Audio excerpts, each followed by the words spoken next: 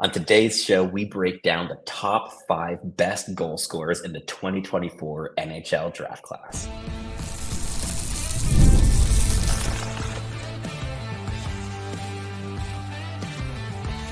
You are Locked On NHL Prospects, part of the Locked On Podcast Network. Your team every day. Hello, and welcome back to Locked On NHL Prospects, part of the Locked On Podcast Network, your team every day. On this show, we break down everything prospects related 5 days a week, Monday through Friday. And today we are looking at some of the best players in the 2024 draft class at putting the puck in the net. Arguably the most important thing to do in the sport of hockey. This is going to be an episode that is restricted to players whose strongest offensive tool is their goal scoring. So you're not going to see the likes of Ivan Demidov in this list, unfortunately, or even Berkeley Catton could have contended. And we are going to look at the top 5 in this category, as well as another 5 honorable mentions at the end of the show, because there are a lot of good goal scorers and want to give the ones that didn't quite make the cut a shout out. So before we jump into the episode, this one is brought to you by Game Time. Download the Game Time app, create an account, and use code LOCKEDONNHL for $20 off your first purchase. Alrighty, so for this first segment, we are going to start off with the best and the second best goal scorers in this draft class, and they are friends in real life. So little teaser there, and to the shock of nobody, I'm certain the best goal scorer in this draft class is Cole Eiserman.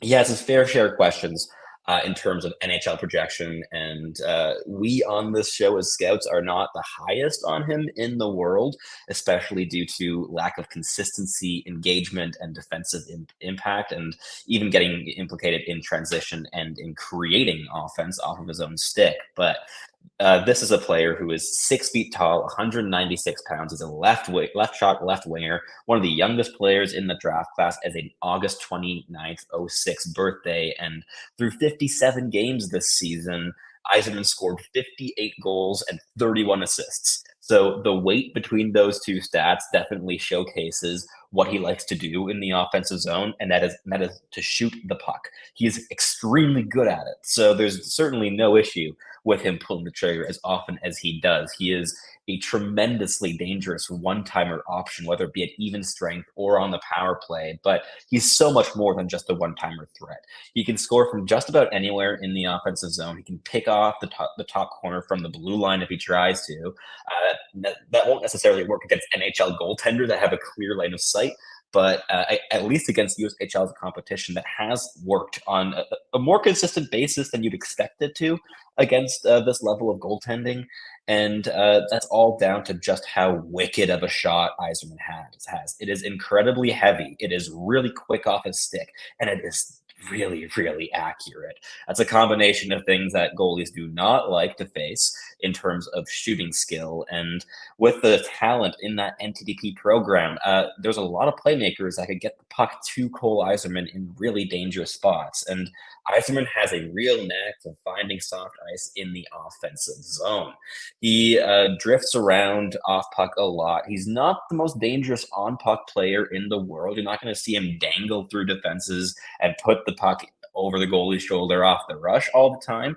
He's not necessarily the quickest player in the world. He can lower the shoulder and drive the net. He's built like a tree stump. He has the physicality to pull off that type of move, but it hasn't been overly consistent either this season or even going back to last season. And consistency is certainly a big area of questions around Cole Eiserman as a player. But as a raw goal scorer, in terms of the upside and the raw skill that he has in this category, he's unmatched in this class. And that's even against players like Macklin Celebrini, the best player available on draft day, who is an exceptional goal scorer. He can't quite contend with Eiserman's prowess in putting the puck in the net. Eiserman is able to find that soft ice offensively, and when he has even a little bit of time and space and the puck on his stick, you are damn sure that he's going to fire off a shot. And more often than not, that is a really, really threatening offensive opportunity.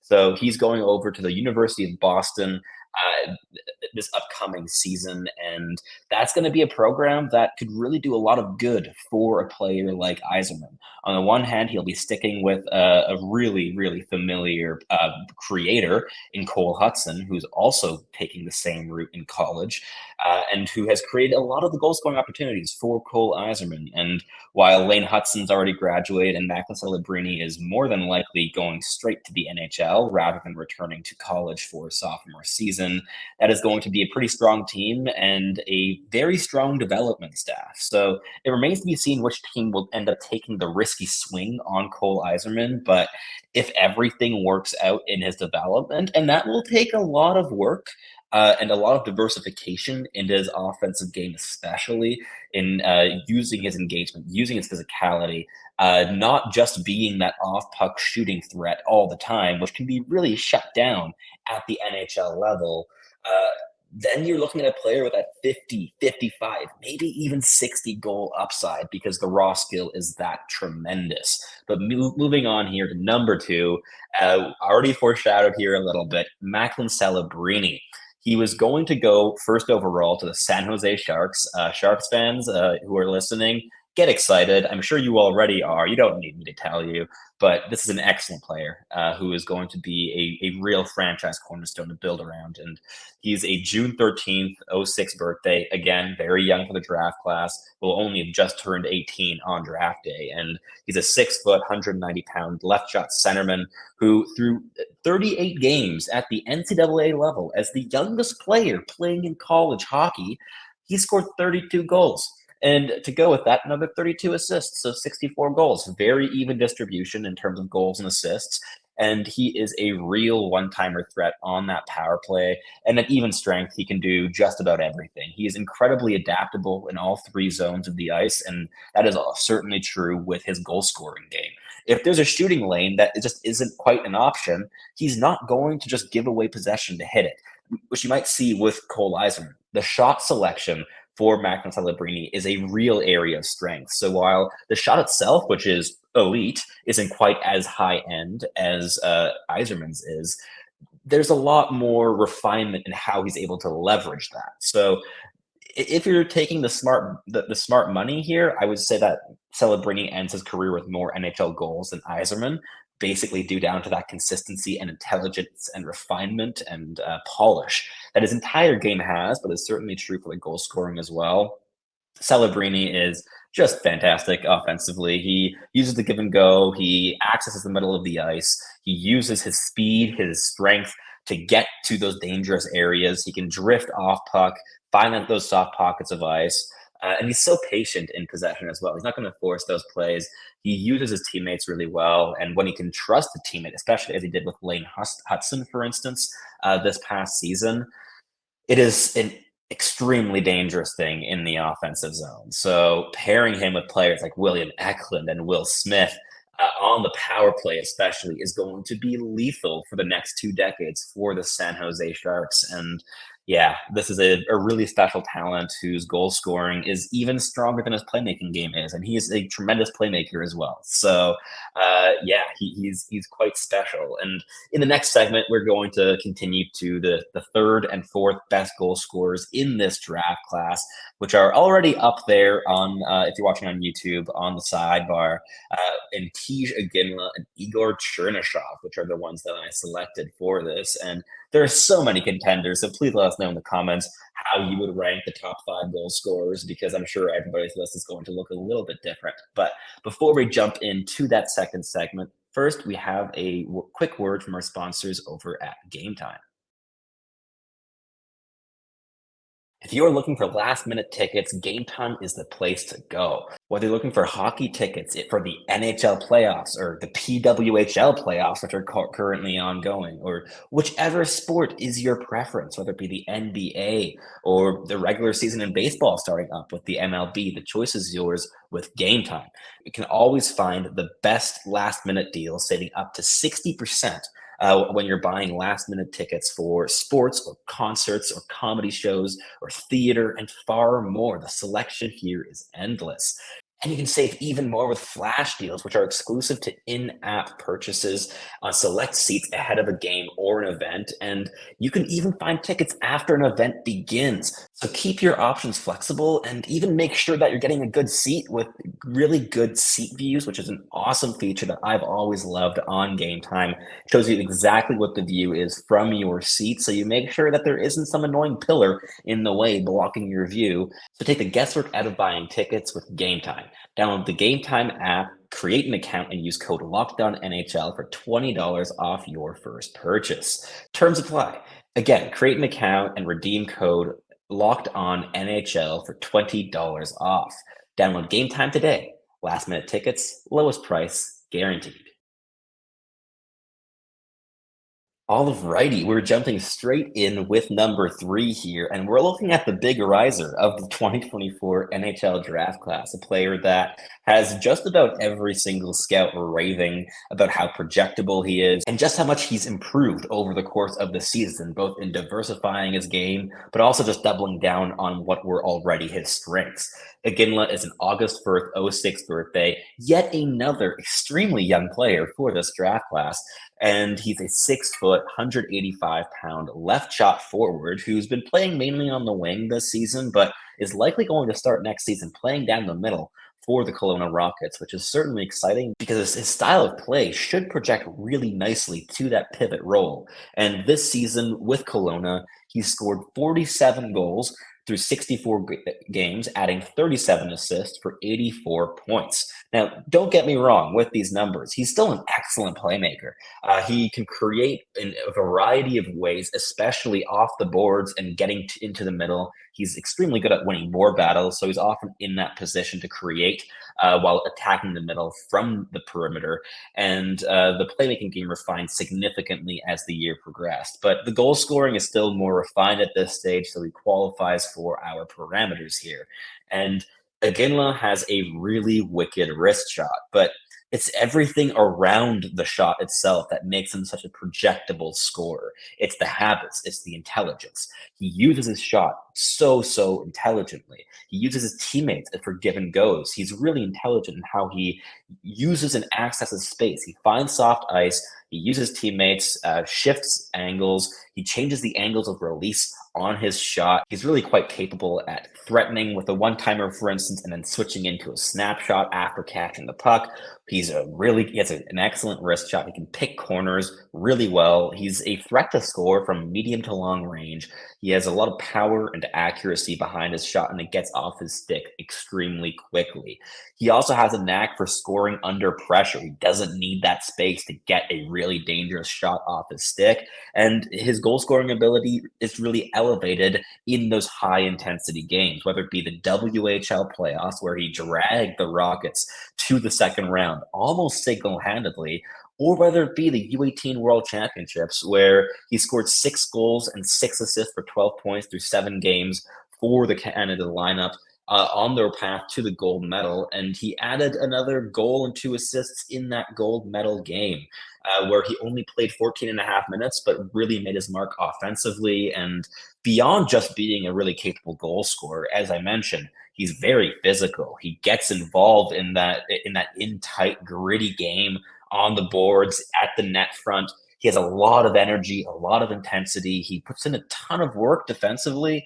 The reading of defensive game is still a work in progress at this stage. He's not the most refined defensive player in the world, but the work ethic being there is certainly a really nice thing to have. And he's a plus level handler, a plus level skater. He's going to be a coach's dream and likely going to be an NHLer in about a year's time.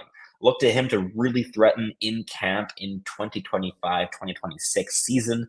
And he has upside as a top power play, first line player potentially, and maybe even on the PK if those defensive reads can be refined a little bit. This is a really intriguing prospect, and the goal scoring is nothing to brush off. It is, in my eyes, the third best among all draft eligible talents in this year, and he's a really intriguing prospect.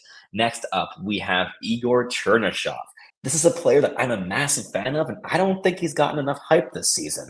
He's a right shot left winger, 6'2", 196 pounds, out of Russia, and he played this season mainly in the KHL. Through 34 games with Dynamo Moscow, he scored 3 goals, added 1 assist, 4 points. Production can be scoffed at that KHL level. But in the NHL, through 22 games, he added 13 goals for 15 assists, 28 points through 22 games. So the goal scoring with this player is based off of a really heavy release and really projectable habits. He's really physical, very strong. He gets to the dangerous areas. He scores a lot of goals from in tight. His raw shooting mechanics aren't quite at the same level as the other 4 players in this top 5 ranking, but he's able to leverage all the tools he has into scoring goals. And obviously at the KHL level, that wasn't really popping off quite yet this season, but that also had a lot to do with his role. He was playing mainly bottom 6 minutes, and his role was mainly to be a shutdown defensive player, which he did really, really well. His defensive impact was among the strongest among draft eligibles this season, playing in a professional league. And he added to that a really, really good game in the breakout and in accessing the offensive zone. His transition impact is also a clear area of strength. He's mobile. He's an excellent puck handler. He's a real power forward. So look at him to also be in our top 5 power forwards list if we get to that episode. But the goal scoring is nothing to scoff at. He combines his handling, his mobility, and his shot really, really well together. He's very capable at fooling goaltenders through his hands and bailing when he's going to pull off his shot. He can score from the backhand, from the forehand, with a snapshot, with a wrist shot. The one-timer isn't quite as built out just yet, but with the power he has behind his release, and heavy is definitely the descriptor that I would use to describe it, that could certainly still be built on. So while this is a player whose actual goal totals aren't the most impressive among all draft eligibles this season, I really do think that in the right organization, he is going to put up a ton of goals. The playmaking game isn't quite as refined as of yet. He often telegraphs the play when he does want to pass the puck, even on 2-on-1s when he goes to pass. It's often quite telegraphed, but he's a decent passer on his own, but disguising that a little bit more is certainly something that he can still work on. And he has the handling and the shooting talent to do so. And the intelligence as well, actually. So this is a player that I've been a really big fan of all season long, in large part also due to his versatility and the impact he has in all 3 zones: the physicality, the intensity, the intelligence, the ability to play down low in those gritty, dirty areas, whether it be from the bumper roll or right at the net front or as a hot half wall threat. He can do just about everything. And I think he's going to score a lot of goals with the right organization that puts in a little bit of time and effort in developing him. But we're going to wrap up the top 5 with an undersized QMJHL sniper in Justin Poirier in this final segment, before jumping into 5 honorable mentions who very well could have cracked this list as well and deserve a shout out. But before that, a quick word from our sponsors over at eBay Motors. Passion, drive, and patience. What brings home the winning trophies also what keeps your ride or die alive. eBay Motors has everything you need to maintain your vehicle and level it up to peak performance. From superchargers to roof racks to LED headlights, exhaust kits, and far more. Whether you're into speed, power, or style, eBay Motors has got you covered. With over 122 million parts, you'll always find exactly what it is that you're looking for.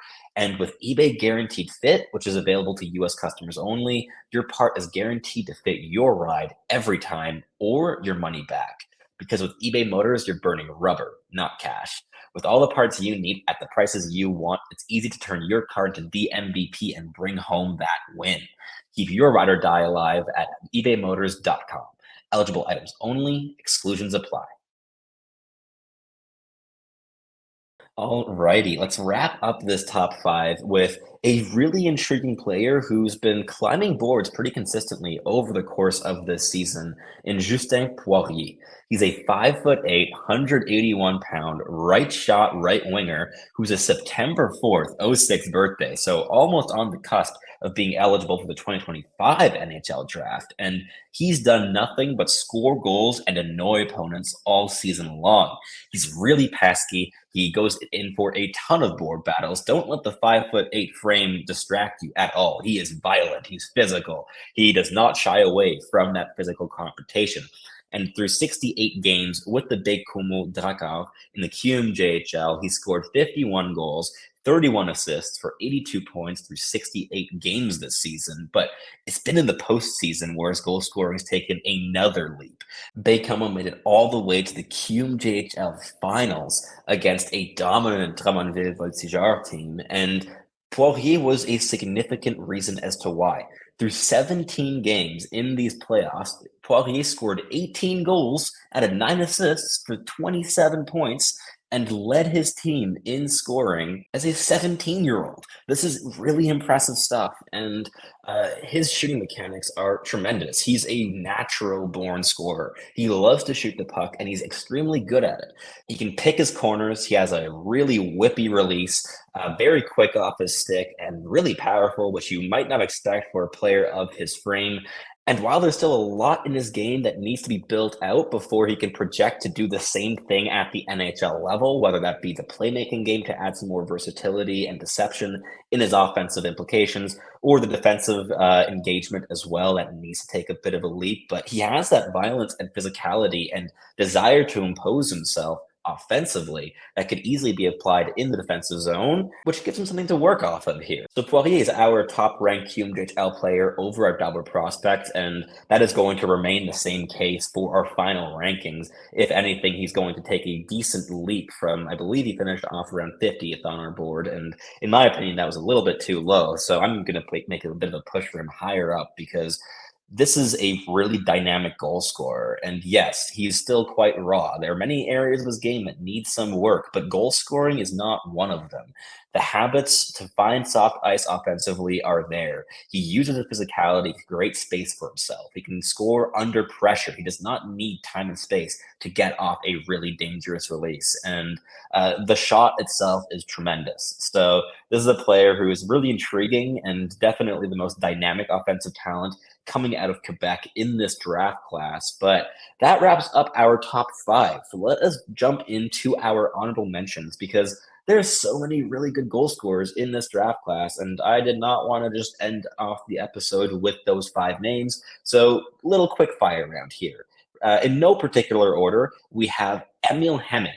He is another very young player in this draft class. He's a Finnish right shot, right winger, played most of the season professionally for TPS, played mainly a checking role on a fourth line, but was really able to round out his defensive impact and his off-puck engagement, which has made him a lot more projectable to the NHL game, risen his floor up to like a bottom 6 checking role, but the shot, the power behind it, the accuracy are just massive strengths. He is really good at putting the puck in the net at the junior level, and that's still need to take the leap to professional hockey, but the tools are there, the habits in the offensive zone are growing, and he also has the skating and the hands to facilitate that goal-scoring game. Next up, Michael Brandsegg-Nygård. This is a Norwegian right winger playing for Mora IK and Hockey Allsvenskan in Sweden, and he got better and better as the season went on. The production was very dry up until the World Juniors, where he was the most dangerous player for Norway offensively by a decent margin. And when he came back, he started putting a ton of pucks in the nets against professional competition. He has a really hard shot, and he gets to the dangerous areas. Whether he's shooting off the rush, he can do so under pressure, or in tight. He can mop up rebounds around the net front. He's really versatile, and that's true in his entire game. He's obviously a really great defensive forward and an excellent forechecker. There's so much to like in his game. I have him in my personal top 10 because he's just so refined, so versatile, so NHL projectable. He could be an NHLer right now. I really do believe that. I think of all the players in this draft class, apart from Macklin Celebrini, he's the most NHL ready, and the goal scoring has a ton of room to grow. He's a really good handler, and he uses that ability to create space for himself offensively. Next up, Trevor Connelly.